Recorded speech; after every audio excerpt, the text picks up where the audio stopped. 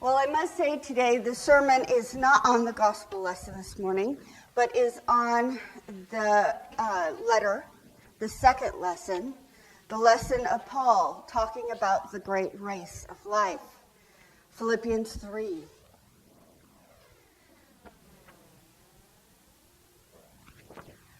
I must say that if someone had promoted the Christian life as a race, well, I probably would have thought twice. I hate to run. No, really, I'm moderately okay with walking if I have enough distractions. I've heard of people who love to run. I don't understand them, but I can admire them in a confused sort of way. And I even know and love people like this. One of our neighbors is a high schooler who loves to run. Her mom runs too, but she does it because it gets the job done, as she puts it. But her daughter loves it. I just don't understand it. When I think of running, I think of long-term strain on your body. I think of sweat, I think of pain, and I think of itchy legs, which is what happens to those of us who don't like to run and have to run. And there's a few of you who know what I'm talking about. It's when the blood starts moving when it's not used to, and your body begins to itch. Running takes work. But today, Paul uses the image of the race, a journey from start to finish line. It's not the first time he uses athletic images. In fact, he uses them in Timothy, both 1st and 2nd, and again in Hebrews. And then in 1 Corinthians, he points out the great need for training. And he draws the connection between the prize one gets for running a race and the prize one gets in heaven. There are those who do marathons, who train for months or more. They work up to the length. They take on that challenge. They work toward that event. There's planning and training, endurance, strength, training. Some do it for personal satisfaction or personal triumph. Some for notoriety, others for a cause. Some do it because there's something inside of them that makes them want to do it. Now, when I think of Paul's contemporaries, the immediate people that would have heard the letter Paul writes to the Philippians, I'm not sure that they would have seen the race in the same way we do. For the average Philippian, running would have been something you did to get from one place to another when you needed to do it faster than walking. It would have been what you did when you woke up late and you wanted to be in the first boat on the water. It was part of life. It wasn't something you did to lose weight or for personal satisfaction or accomplishment. It wasn't for fun. It was life. Now, I've heard many sermons on the Christian life as a race. And I have to say, it's always made me think of the Christian life as exhausting. I've never been real comfortable with that image. I would have chosen many more images above that. Until I was able to see that it's not just that the Christian life is a race, but that life is a race. And life is exhausting. Sometimes life does feel like a constant strain on your muscles, on your mind, on your spirit. It feels like constant movement. And sometimes it feels like it's never going to slow down. Life is a race. It's a journey. Now, the race of life is not like the races on track fields, not like the well-maintained and well-manicured fields we find present-day races taking place on.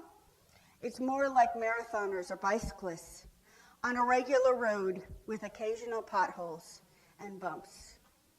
Marathoners and bicyclists watch out for each other, yelling or pointing out dangers in the road for those going behind them. Do you find yourself on one of those less manicured paths today? This week was what I called the perfect storm. In the midst of the regular stressors of life, I found myself with the stomach flu and a husband who worked 3 out of the 4 nights and then was going out of town on the 5th. I found myself with homeowners association things to do because I was stupid enough to become president, with school things to do, with preschool things to do, a sermon to write, and then I got a really bad canker sore. all while not trying to throw up. All while trying not to throw up, I should say. Big difference. I felt like an unprepared runner trying to run. I felt like the path was full of unmarked potholes, and all I wanted to do was sleep. Sometimes we find ourselves not at a comfortable pace, running out of practice, running to catch up, or running to something we cannot see. Where are you in the race? What are you racing for? You see, Paul starts out this text pointing out that he had a pretty good life from the start. He was born in the right family, in the right denomination, in the right faith. He was raised to follow the right rules, and he did. He was given every advantage. He was given name, honor, and he even went farther. He fought for his faith when he thought it was being attacked. But he was wrong. The real journey changed when he met Jesus on the road to Damascus. The real advantage didn't begin until he met Jesus. It would have been easier to live life as he was, to do what he was brought up to do what he was even really good at. But once he met Jesus, the real journey changed. The race began. The race does take training, so that when we hit those hot potholes and roads that lie out before us, sometimes seemingly unending, we know how to make it. As Christians, we need to stay in training for those unplanned places. We prepare through prayer, through worship, through Bible study, and we prepare through Christian fellowship with one another who can stand with us and point out those potholes we can't see. We can't go through the Christian life alone. Sure, we need Jesus, given. But we also need each other.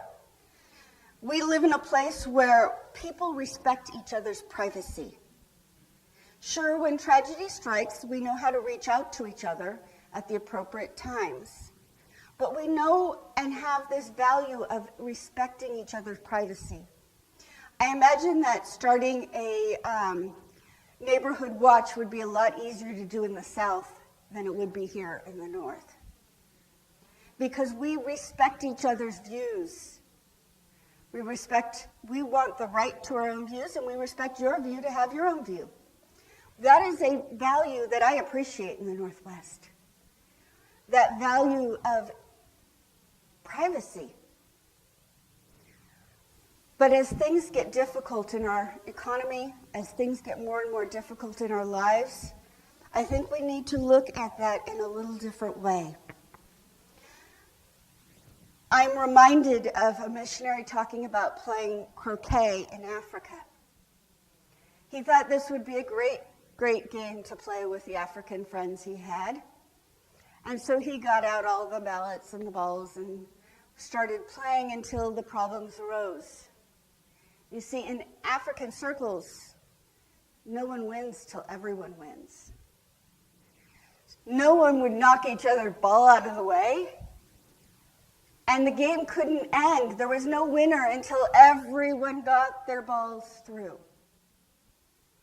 A different way, a different understanding of competition. No one wins till everyone wins. And I wonder what it would look like if we lived like those Africans played. What it would look like if we took this journey, this race together. I wrote an HOA letter this week, which ended with the following reference to some property damage that had happened in our neighborhood. Do not be afraid to be nosy when you see people around. And don't be offended if people seem nosy. We are our best defense against robbery and property damage. If people know we look out for each other, undesirables will get the message and stay away. So Christians, I leave you with something similar. Don't be afraid to be nosy with one another, Christian. Don't be afraid to ask questions and to enter into each other's lives. You are the best defense against breakdown and depression in one another. You are the best defense against the potholes of life. Don't be afraid to point them out And Christian, don't be offended by nosy neighbors. Consider that an opportunity. If Satan knows that we look out for each other, Christian, then we are ahead of the race. Amen.